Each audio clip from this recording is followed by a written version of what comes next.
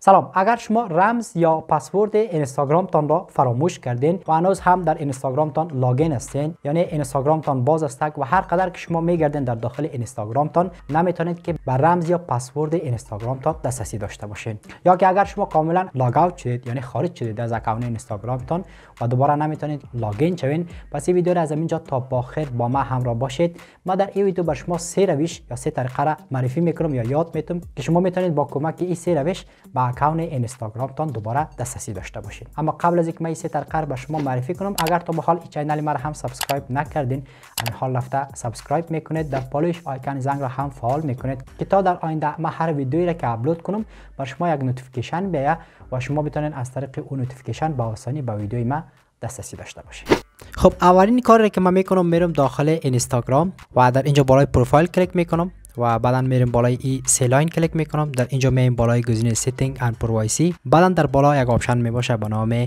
اکانتس سنتر، بالاش کلیک میکنید و همین رقم کمی اسکرول داون میکنید. در اینجا شما میرین بالای گزینه پسورد اند سکیوریتی، در قسمت کلیک میکنید و در اینجا یک گزینه میباشه به نام سیف لاگین، بالاش کلیک میکنید. اگر این گزینه از اینجا غیر فعال بوده شما این را فعال میکنید، میشه که با فعال کردن همین گزینه پسورد اینستاگرامتون سیو شوه. خب از اینجا حال خارج میشیم، بریم بالای گوگل کروم و در اینجا کلیک میکنم، بعدا همین رقم میایم بالای گزینه سیتینگ و کمی پایین میرم. در اینجا شما یک گزینه را میبینید به نام پسورد منیجر، بالاش کلیک میکنید. در اینجا ببینید که اکانت اینستاگرام ما سیو شده، در قسمت بالاش کلیک میکنم، فینگر خود را میگذارم، وارد گزینه میشم. در اینجا آیدی و پسورد اینستاگرام ما میباشه. اگر ما بالای آیکون چشم کلیک کنم پسورد اینستاگرام ما معلوم میشه. اگر شما در اینجا پیدا نتونستین این آپشن را، از قسمت کاملا خارج میشین، میرین بالای گوگل،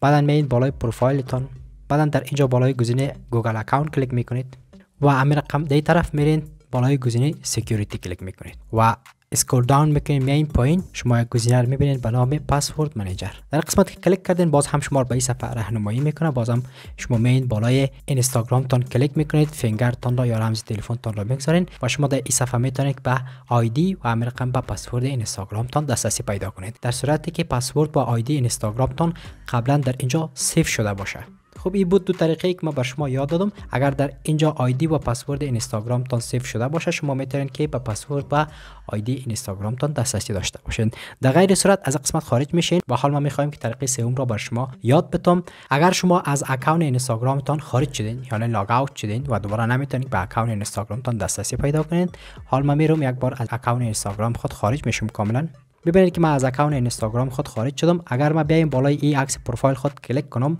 بدون که از ما پسورد بخواد وارد اینستاگرام میشه و ما در اینجا در بالای سیتینگ کلیک میکنم و همین رقم یک بار بالای عکس پروفایل خود لانگ پرس میکنم و از اینجا ما اکانت اینستاگرام خود را ریموو میکنم. بعدا شما را در این صفحه راهنمایی میکنه، در بالا شما یوزرنیم اینستاگرام تان را تایپ میکنید، بعدا در پایین اگر شما پسورد تان را فراموش کردین میین بالای گزینه forgotten password کلیک میکنید و در اینجا شما ایمیل تان را تایپ میکنید و در قسمت شما بالای گزینه فایند اکانت کلیک میکنید و در اینجا دمی صفحه بر من آپشن نیو پسورد رو نشان داده و از اینجا ما میتونم که به اکانت اینستاگرام خود پسورد جدید داشته باشم. و اگر شما را به این صفحه راهنمایی نکرده حتما به ایمیل یا شماره تماسی که شما قبلا توسط او اکانت اینستاگرام ساختین بر شما یک کد را اون میکنه و شما میرین کد را کپی میکنید، بعدا میرین در اینستاگرام تان تایپ میکنید و شما توسط همون کد میتونید که دوباره به اکانت اینستاگرام تان دسترسی داشته باشید. خب این هم بود طریقه باز کردن یا پیدا کردن رمز یا پسورد اینستاگرام که در این ویدیو ما به شما یاد دادم. اگر شما همین رقم میخواین که ویدیوهای بیشتری مرا ببینین همین حال رفته این ویدیو رو لایک میکنید، کانال ما رو سابسکرایب میکنید و منتظر ویدیوهای بعدی ما باشید.